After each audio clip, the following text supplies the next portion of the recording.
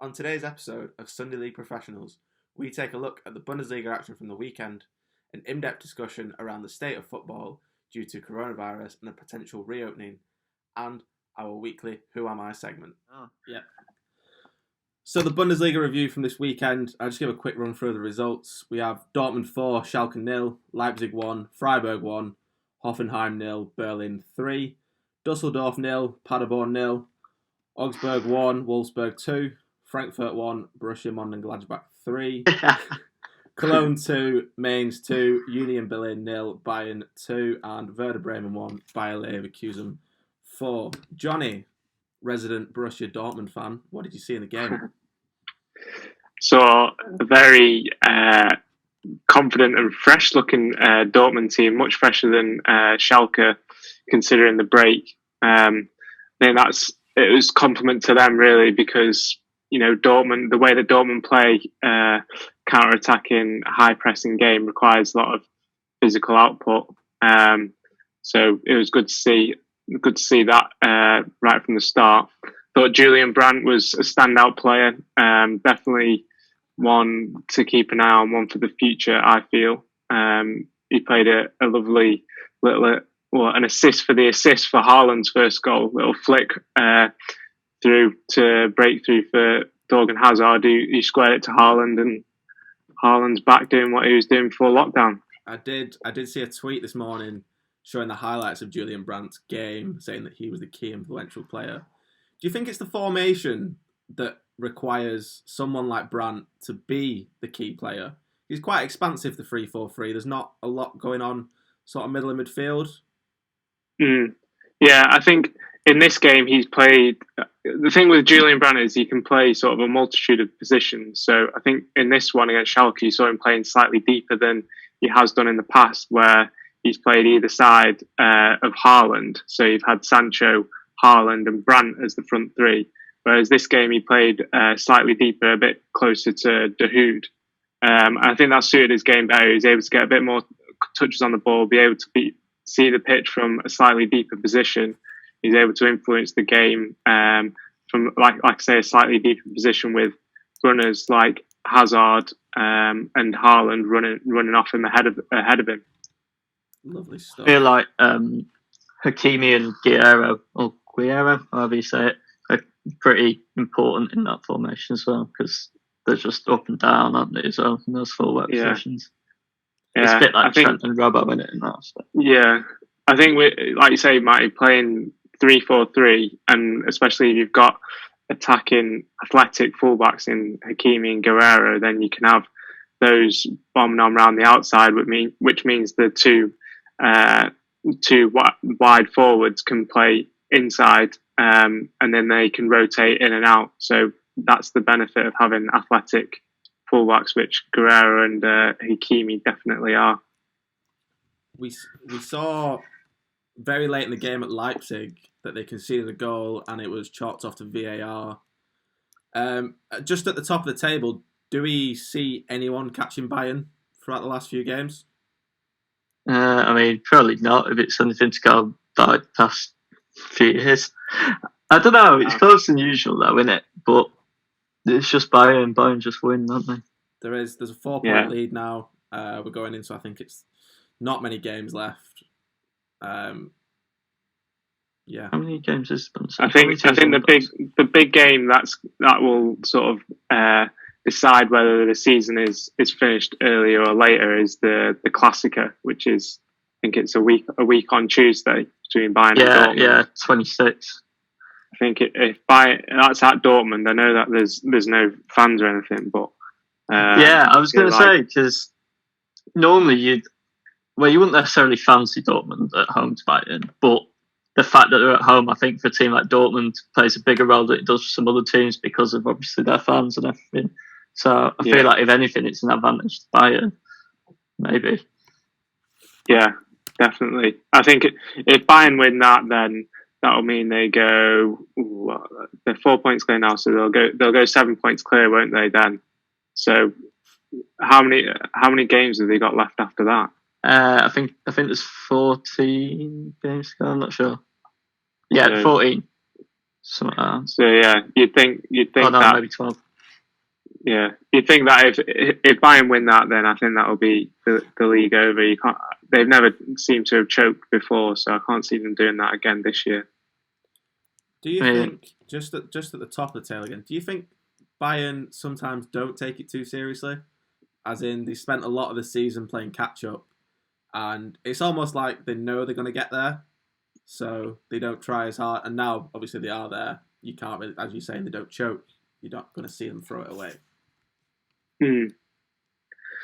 I feel like they're in a bit of not a transition period in the same way that some teams, like people talk about United being in transition period, don't they? But obviously, players like Gnabry and that have come through a lot more into their own this season. Whereas obviously it was like Ribéry, Robben before.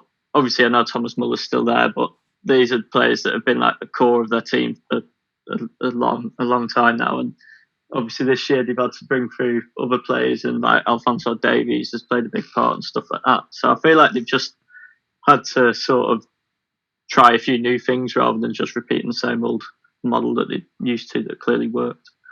Yeah, I feel like they're getting at the moment, they've got a good blend of youth and experience in the team. And it was kind of a shame that the lockdown came in and the play stocks. I think they were favourites to win the Champions League just because they had that blend of, like you say, Davis coming through, Gnabry starting to fulfil his potential, but then you also had the experience of Lewandowski, Muller, Boateng, Neuer. Lewandowski just scores forever as well. Like in terms of scoring big goals, like he's your other player. Like obviously, like Ronaldo has that incredible record in the knockout stages, and you just you never go into a game thinking Lewandowski's not got a chance of scoring today. Right.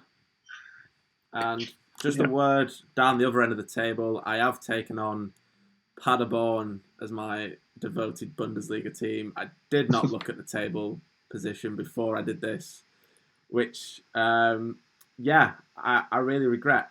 Got a point. Yeah, a good point at the weekend, I'd say, but a few tough games coming up. They've got, I'm sure Dortmund are on the schedule. I know Mönchengladbach are on there, and I'm pretty sure Leipzig are on the schedule coming up. So, yeah, Dortmund and Leipzig in space for a week. I don't really see us getting out of that. Al, you took on Eintracht Frankfurt. You said you wanted a mid-table team. Not the best start. Yeah, I sort of decided because they were quite good last year, but obviously this year they've not been that good. Mainly, they lost obviously Luka Jovic, didn't they, and Sebastian Haller. And I feel like, I'm not exactly devoted to him, but I just feel like they've struggled to replace the goals, to be honest, as much as anything. Which, Jovic and Haller, I don't know, contributed a large percentage of the goals, as you'd expect, and they've just not really been able to replace them, which is a problem for any team, really. If you lose one striker, never mind two. So I might rethink my Bundesliga team. So the weekly segment we're going to have on our podcast is going to be the Who Am I, during which Al will read a select number of players that our person has played with, and we will take a guess at who we think it is. Al, take it away. Okay, so I played with following at club level, so not international links. Marc Overmars, Santi Cazorla, Javier Mascherano, Mario Gotze, Jorginho and Tiemoue Bakayoko. Who am I? Stay tuned till the end of the episode to find out the answer. So today's episode of the podcast is around how we've not really got any professional football besides the Bundesliga starting again last weekend. During lockdown, we're getting a lot of different news, bearing in mind different leagues, different stuff for the Premier League, different stuff for the EFL. Just going on to the point of the EFL, we know that League 2 have stopped. League One, Championship, yet to make a decision. Boys, what's going on? I think League One is just completely all over the place. Really, there's so many different avenues that they could go down in terms of a decision for the teams to get promoted. It's just there's so many different voices as well. It's hard to predict what's going to happen. Yeah, and I just think, I mean, it's the same with, I suppose, every league and every fan, whatever. You can't please everyone, can you, with whatever decision that you make? But yeah. I feel like financially, for teams in League One, obviously the impact of everything that's been going on and the loss of revenue that they would have planned on generating is obviously a lot more substantial for a League One team than it is a Premier League team. So it does almost have to be treated differently. Mm-hmm. And also in the aspect that if you look at the table, I mean, there's plenty of teams. I mean, the top 10 teams could all technically get promoted. Like, there's only 7 points between 10th and the playoffs. And it's like that every year. It's that sort of league where anyone can sort of get promoted. So just because you're in with the shout of getting promotion this year, you could easily be in a relegation scrap next year. So promotion is very important for the teams who have got themselves to that position now where they could be getting promotion to the Championship. So I can understand why they want to find a way where they can still rightfully or wrongly get promoted. Yeah, I feel as well that this specific year is very unique. That you've got quite a few big ex-Championship, ex-Premier League, recent Premier League teams who are reliant on this financial income that comes with being in the Championship, being in the Premier League. So you've got like Sunderland, Portsmouth, Peterborough recently in Championship, Ipswich as well. It's going to have serious financial implications if they don't go up this year. We've all seen Sunderland Till I Die and seen exactly what the consequences are of not getting promoted last season. It was really significant.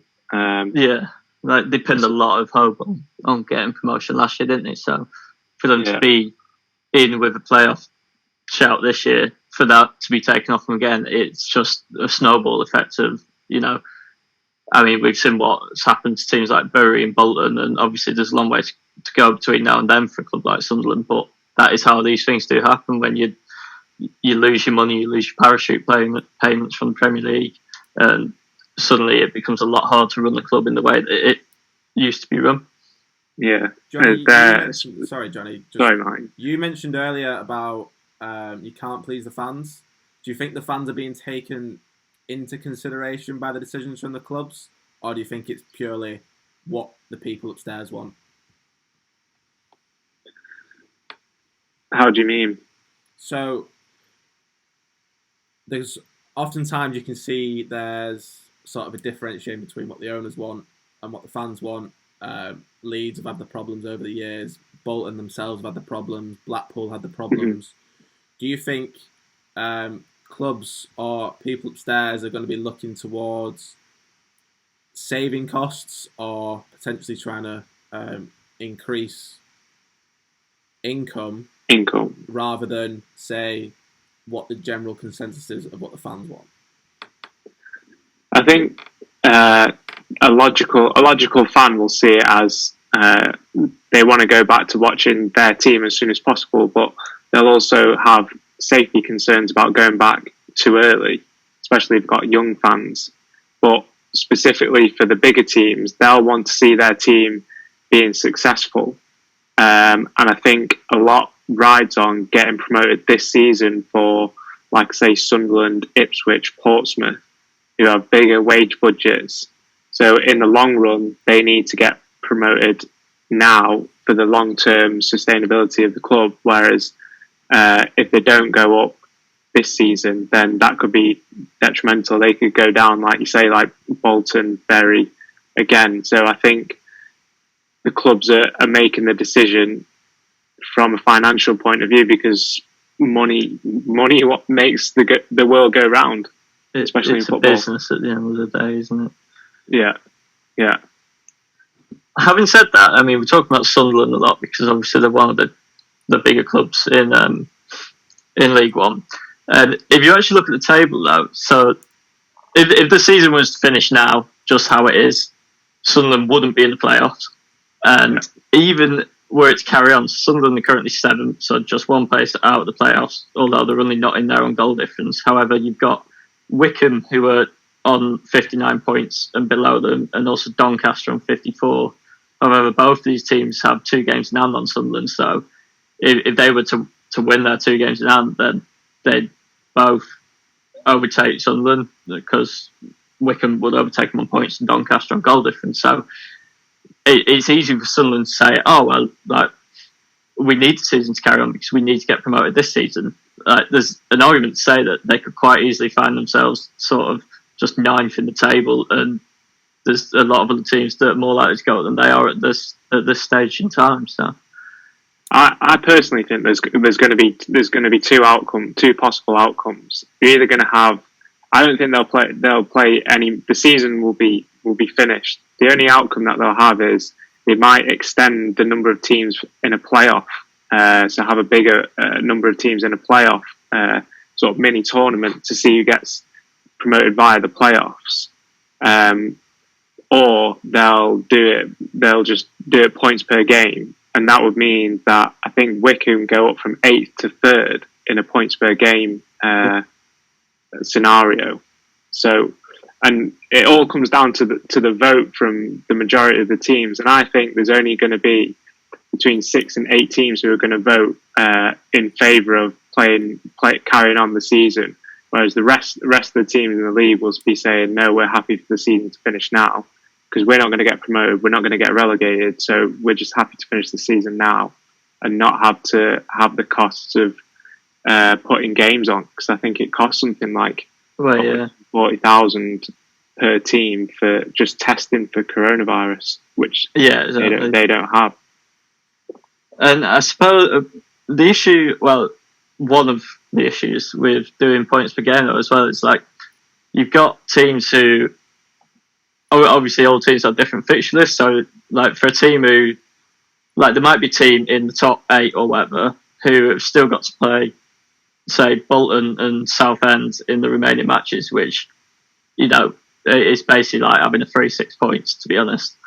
Yeah. Whereas you've got other teams who might have a much more difficult run-in, and then obviously it works both ways. So the teams who would have a more difficult run-in if the season was to be played out are maybe less likely to pick up points than other teams. But in the same way, with points per game, their points per games worked out based on playing lesser opponents. So yeah, I feel like you'd feel hard done to if, you know, you were a team who missed out on promotion due to having fewer points per games when you've played what seems to be the more difficult teams. But like I said before, you can't please everyone. They do have to come up with something somehow.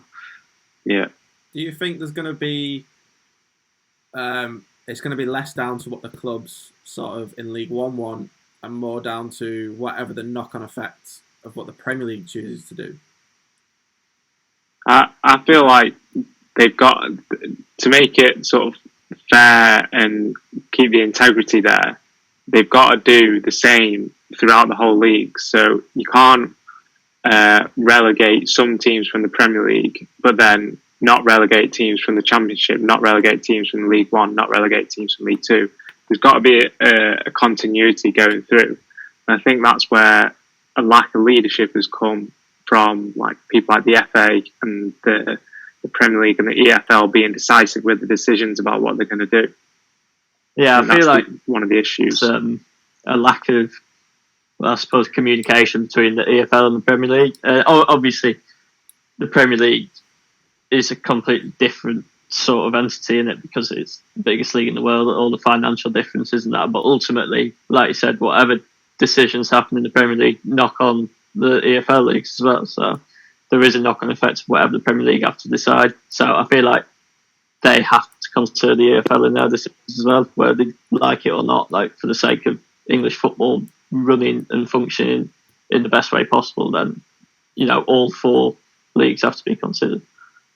Jonny, you've just asked for a solid decision between all four that all four can follow. So how do you think we found ourselves in a position where League Two have said we're not going to play any more games, but the other three leagues are still up for debate? I think, again, it comes down a lot to financial. I think there's a lot more at stake for the higher up the football pyramid you go. And I think that's why in League Two, there wasn't that much change between the positions based on points per game or carrying the season on. I think Bradford and Port Vale were just outside the playoffs, but their chairmans both decided that it was going to cost them too much to carry on playing the season out. So they just said, we're happy with being outside the playoffs. We'll let the other teams be promoted. But in League One, like we were saying before, there's teams who have played less games than the other teams. There's a lot more difference between how the positions can change with the rest of the season. Whereas I think in League Two, it was pretty fixed and set how it was going to end. And the Championship has probably got a similar situation to League One, I would say, with the amount of teams that can go up through the playoffs. I think we're pretty sure that Leeds and West Brom will go up automatically, but the rest of the playoffs is still undecided. I think I've said that before about Leeds as well, to be honest. Yeah, well, I mean, the Championship again is almost like League One in the aspect that it's just a bit of a dogfight between, there's potentially 10, 11 teams that could still find themselves in playoff points. I mean, we've got QPR down in 13th, who are still only actually 6 points off PNE, who were currently in the playoffs. So for them to say because like you mentioned with League One, how they might extend the playoff teams to have a larger playoff, but you can't have over half a league in the playoffs, can you? What's the cut-off? Yeah, you're going to say is that's enough.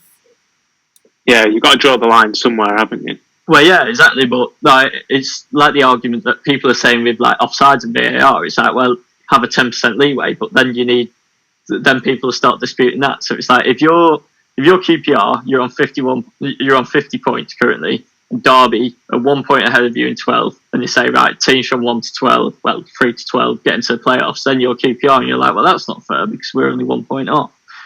Which, in the same way, Bristol, if it goes as usual, Bristol City are 1 point behind North End, so they could say, well, that's not fair because there's still some of the season to play. We're only 1 point behind them.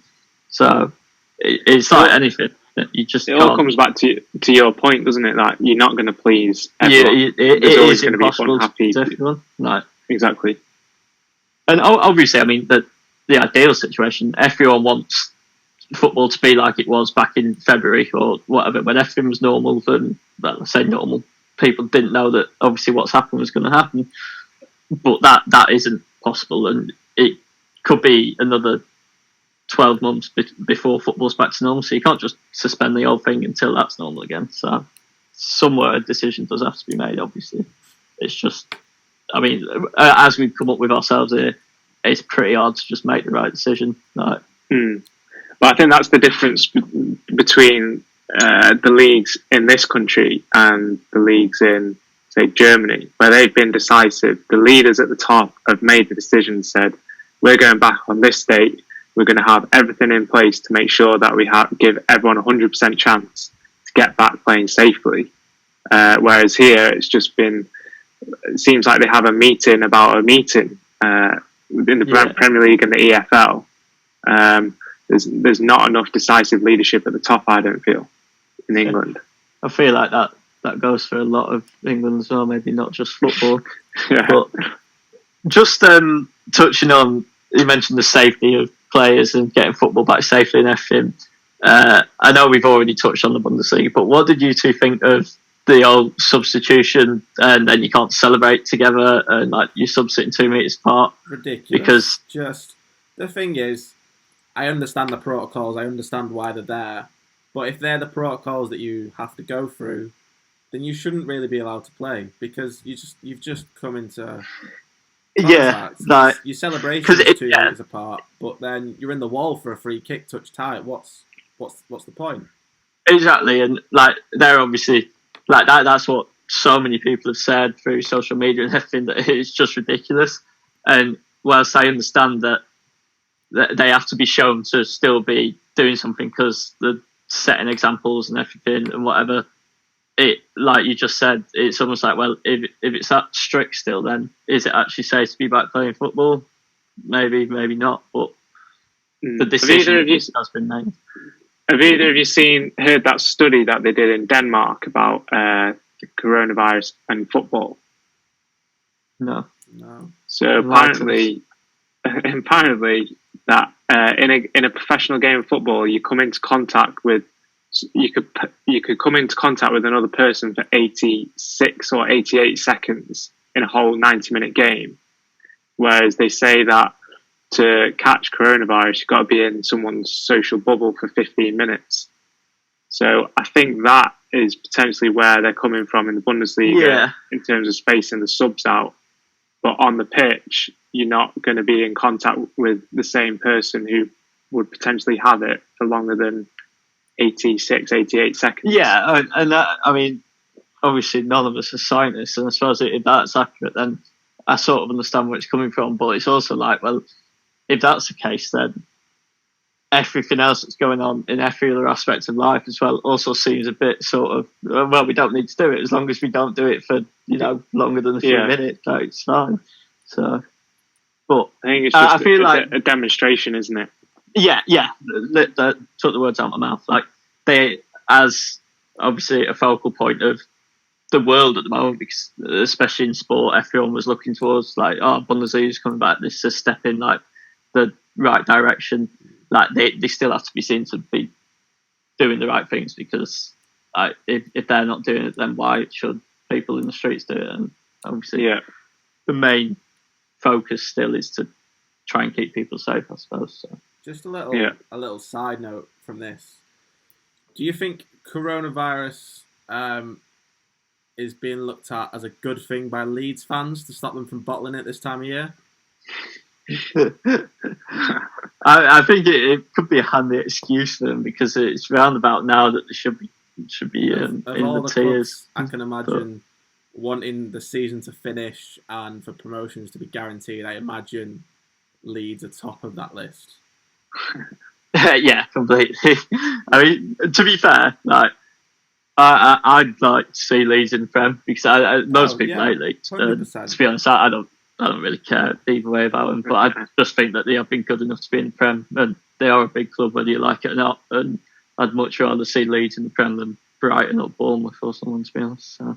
Absolutely, I'd love to see Leeds there, but sort of next year then, what's my championship narrative this time of year? Because obviously when it gets to March, April, I'm going, well, on the betting slip, Leeds lost. But next year, then what? The thing is that I can't really be bothered with West Brom coming up. I feel like they've had enough goals at being in the Premier League. They've been rubbish every time. So they are one of the ultimate yo-yo teams, aren't they? West Brom? Completely. Like for the majority of our lifetimes, really.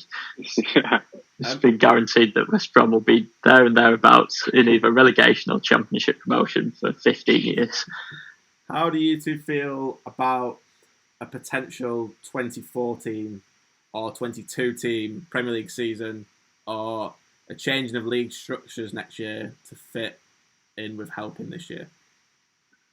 I'd quite like it, I think. I can see Jonny shaking his head. Jonny, what have you got? Yeah, I think you've got to think from, again, people don't take into consideration the players from this point of view. So if you're having more teams, it means more games. And because of this situation, we're already cramming in more, especially international tournaments. So they could potentially be playing a more amount of games in a shorter space of time for the Premier League next season. Then they go into the Euros and the Copa America. Then the year after, they've got the World Cup in the winter, which means that there's going to be a break from the Premier League, which means they're going to squash together more games again.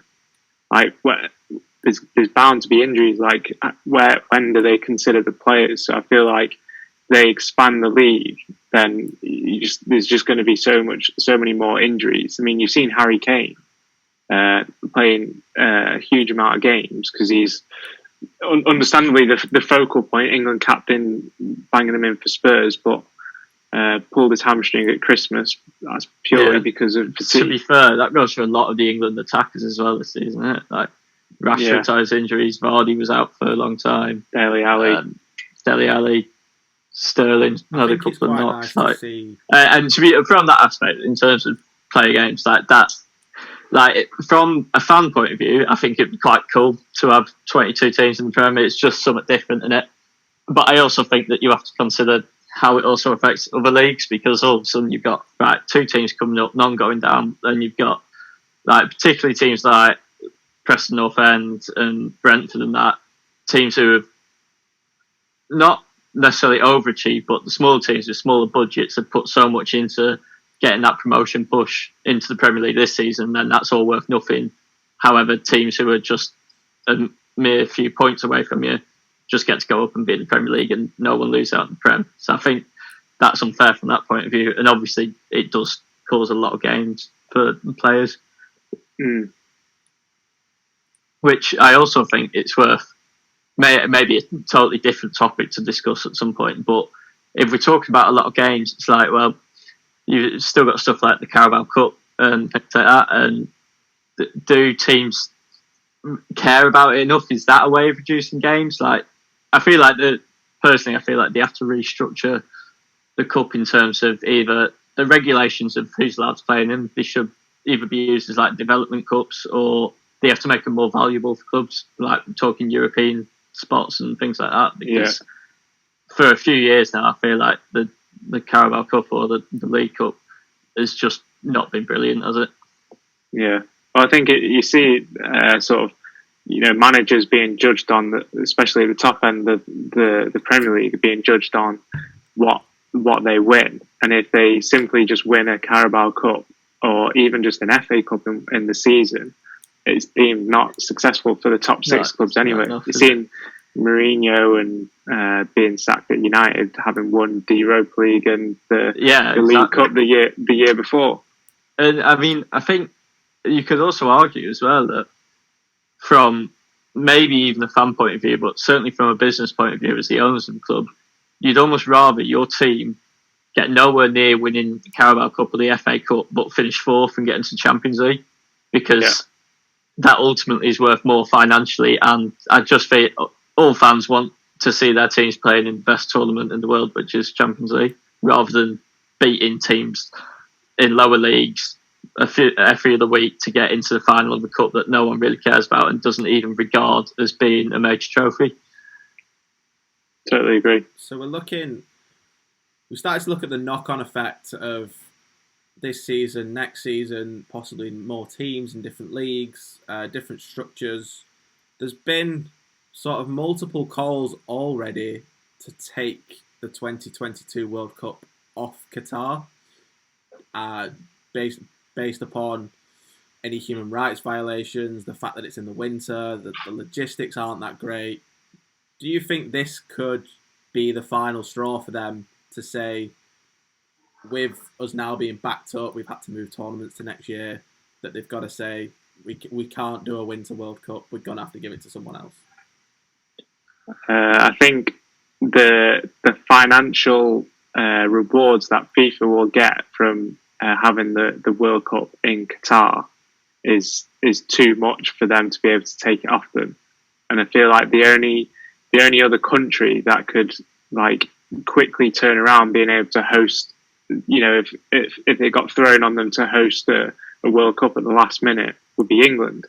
And no one at FIFA or other smaller nations like England. We're not a likeable nation, so I don't think we would be the only ones who have the stadiums and the infrastructure to be able to host it, and I can't see us winning it at the last minute. And especially as Newcastle are getting taken over as well by a Saudi Arabian owner, I think that gives them a bit more strength and conviction behind hosting the World Cup as well. Yeah, and to be fair, I feel like it's feasible to say that the whole coronavirus outbreak could fuel the fire to say that we can't have the World Cup in Qatar in the winter, whatever. I feel like there was actually already enough reason and arguments to say that it shouldn't be there anyway. So I feel like they've made the decision now. There was enough reason for people to be like, well, you can't do it, and they chose to ignore that. So I feel like this probably won't change the final outcome anyway. As much as I would personally like it too, and I feel like you'd agree, having a World Cup in England for us personally would be brilliant, but in the reality of things, I just can't see it changing.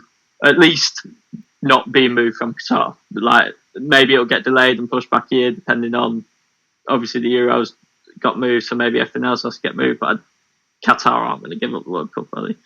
So just on that, if we've all said that we'd love it to be in England, if you two could choose another country or a couple of countries that could host the World Cup, where would you like to see it? I like the idea that FIFA are going through of trying to get the World Cup into new countries, new continents. I get why they're trying to do it. It makes sense. It is the World Cup. I like the idea that we have the World Cup goes to a different continent every time. But if we had to move it, I would like to see it in Europe just to be able to go there and experience the World Cup myself. Because I think, I love you both know I love the World Cup. There's nothing I won't read, there's nothing I won't watch about it, but I've not yet had the chance to go and experience it. Yeah, I think I'd say, and obviously this won't be because they went in 2006, but I would like to see it in Germany based on the fact that I could see myself going, and I just think Germany's got that many big, cool, fun cities with the atmosphere of a World Cup behind it, with all the stadiums and everything. I think if I had to travel around the country watching the World Cup, Germany would probably be it after England. But yeah, I'd quite like to see it in Germany. So with coronavirus, and this is not a political debate, I refuse to get into any politics, but we are seeing a lot of mixed messages because it's different per country. With regards to football, we've seen the League Earn in France cancelled, finished. We've done the same in Scotland. Obviously, we've got the Bundesliga reopening, and we don't really know what's going on. We don't know what's going on in the top leagues in England. Do you think that making a decision would have been easier if we had a unanimous decision between all leagues? Like a UEFA-driven one almost, yeah. Well, I was talking about this with someone else a couple of weeks ago, and we sort of said that, yeah, it would be, on paper, it's easier for just a centralised body to just be like, right, you're all going to do this, but obviously we don't know the ins and outs of how it works and ownership rights and everything to the league and how they manage themselves. I think, yeah, it would be, long term, it would be better for just getting football back on track if everything just happened the same, but I also feel that the decision might have just been to scrap all the leagues, and ultimately, I don't think anyone wants, no one wants the league to be cancelled. And whether you love Liverpool or you hate Liverpool, I feel like you have to admit that they deserve to win the league this season. So, would it be fair for them to cancel it and give it them, or if there's opportunity for the league to resume, then I think you, as a Liverpool fan, you'd rather them go out and win it just outright, which they're not far off doing anyway. You wanting, as a Liverpool fan, you want to avoid that asterisk next to your which is going to be there no matter what. But if there is an asterisk there, I'd much rather it say that it was, they won it in their own right, rather than it was given to them based on the fact that we had to finish the league early. Because obviously that's what's happened with PSG. And I mean, nobody really cares about that anyway, because they were going to win it, and as same with Liverpool. But at least being from the UK ourselves, there's enough people out there that would say that, it doesn't count or whatever. So as a Liverpool fan, I'm desperate for them to just get the maximum amount of points or whatever points they need to win the league, and then do what you want. Yeah. Cool. Yeah, I think the problem that the teams, like the leagues that have cancelled their season now, is they've said they're not going to play it because it's not safe to do so. But how safe can it be if we're not going to get a vaccine, which is ultimately what will make it safe, for another year to 18 months? Does that mean that they're going to wait until they restart the league, which would mean they would have to potentially cancel next season as well? So why not try and go back and make it as safe as possible, as the Bundesliga have done, as the Premier League looking like they're going to do as well? Yeah, I think that's a really good point, to be fair, because ultimately that is the be all and end all. We get a vaccine, things can carry on, but until then, we're not going to be fully safe from it. And I feel like maybe from a political point of view, they'll maybe see how it goes in the Bundesliga. They're almost using them as like the ones to try it out, because if it goes probably wrong in Bundesliga and all of a sudden numbers start to rise again or whatever in Germany, then it reflects badly on Bundesliga, on the government and everything. And maybe other countries didn't want to take that risk, but Bundesliga can manage it in a way that for the duration of this season works fine and it's safe and everything and there's no problems with it. Then obviously next season it can come back. And I feel like if every team was maybe to do that, not every team, sorry. If every league was to do what the Bundesliga were doing at the moment in their situation, and say it does go wrong, then if it's going wrong in every country, if you know what I mean. So if it goes wrong in the Bundesliga, like there's a problem in Germany. If every league did that and the same pattern was seen across the rest of Europe, then all of a sudden the situation across Europe just gets worse again, all because of ultimately what is just football at the end of the day. So I feel like maybe that's why certain leagues chose to call it a day for this season, see how it goes in other leagues, and then hopefully they can replicate whatever model the Bundesliga are using for next season, whenever that may be. Going back to the earlier segment of the podcast, the Who Am I? We have a special guest joining us in an attempt to find the answer. George, introduce yourself, please. Hi, I'm George Brady. I support Huddersfield Town, unfortunately. And I'm just looking at the Who Am I? And I think I am, before you give me any clues, I think I am... I don't know. Let's go back to Al. I'll read the players for us again. Yeah. I'll give you the players.